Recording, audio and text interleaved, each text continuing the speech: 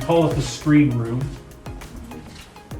And, there we go. So at the end is our master screen craftsman.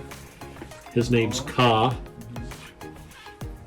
And so what do we do? So what you see in here are a lot of the meshes. And these meshes are typically by a company called 3G Mermet. So we put these on our exterior solar screens, right? So what this mesh does, you put it on the outside, it filters light, it reduces heat load, but you get to keep your view.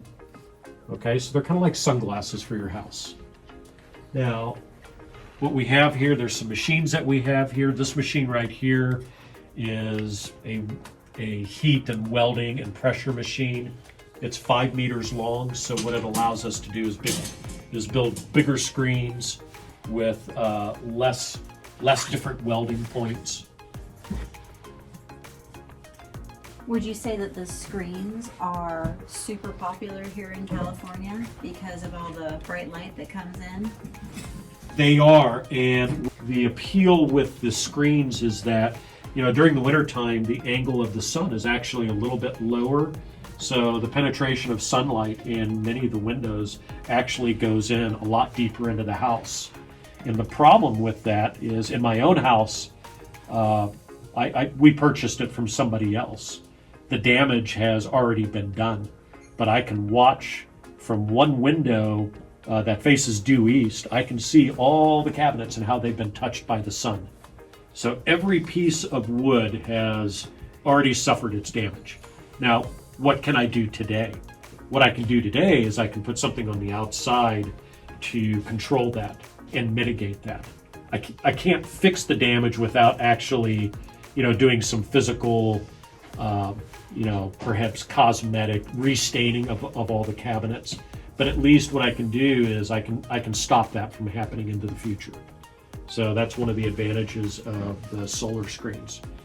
And there's about a dozen different colors, but these are all ready for production. So all we're waiting for right now is once we get closer to confirming the actual installation, then we'll take all these, build all the housings, and stage them. So these are all built. They're all ready to go. They'll have client names on them, what number it is, and what you'll see is these colors tend to be, people have, there's a lot of these kind of brownish cocoa. I think it's like charcoal cocoa type colors, and then you'll see some of your typical charcoal color. Looks like a regular bug screen. But it makes sense though. You were saying it's like they're like sunglasses for the house. Correct. Yes. And that's typically the coloring you would get for sunglasses, a brownish or a charcoal, or maybe there's rose colored. Do we have rose colored? No, we don't have rose colored. I did get another company though that sent me. It's not rose, but it's a very bright red. Oh, really? Yeah, as a sample. Oh, how fun! And I've sold a couple red ones in the past. The company that owns 3G Mermet is this. They're not very well known. They're called Hunter Douglas. So. Oh, Hunter Douglas, yeah, well known. So Hunter Douglas bought this company, but what they didn't do is they don't do anything, right? They own the company, but the company still manufactures these particular screens. And we use these particular screens because everything we do has to be hardened against the exterior environment. So what doesn't work outside very well? Vinyl, PVC, it doesn't hold up very well to being outside all the time in all weather. This is a French company. However, again, just like the Sunbrella fabrics, this is actually manufactured in the United States in South Carolina.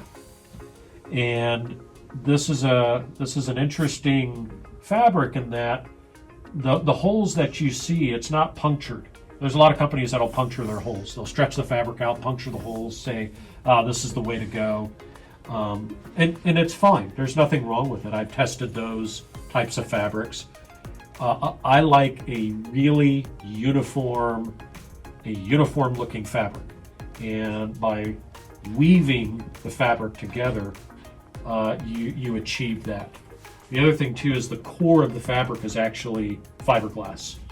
So it's a fiberglass core, then it's coated in a eco-friendly PVC for the coloring, then it's actually loomed together, and you get a really, really good uniform look from the inside out. What color is this fabric? A gray charcoal. Gray charcoal. So, and we do this the old-fashioned way. Everything's squared. Everything is actually cut on a glass table. That's an old traditional way to do that. And then Ka is a master at his craft here. So, if the end product is bigger than the table itself, he knows how to work that. He's done it once or twice. There's 3 levels of opacity for what is called natte. Natte is an outdoor line of fabric from 3G Mermay. So the opacity levels are, this is 3%, is that correct? Yeah, 3%. Okay. So there's 3%, there's 5%, and then there's 10%. And what that means is that a 3% fabric like this, the weave density is such that it should block out about 97% of the direct light penetration. So visible, particularly UV. So UV light penetration is what causes the heat buildup instantaneously. And by filtering that, that's what reduces your heat load. So you can still see through it. The opacity on this is still very good. The most common color is typically the 5%, meaning it blocks out about 95% of the direct UV, infrared, and visible light. However, it doesn't make it feel like a cave. You know, if you have the shutters, now you go from filtering light to blocking light, and that has a much different effect, particularly for people that aren't used to it. So the opacity levels, 3% is one of the more extreme, but your view from the inside out is still unobstructed, just like sunglasses, right? You can have different layers of protection for your sunglasses, but you still get to see through them.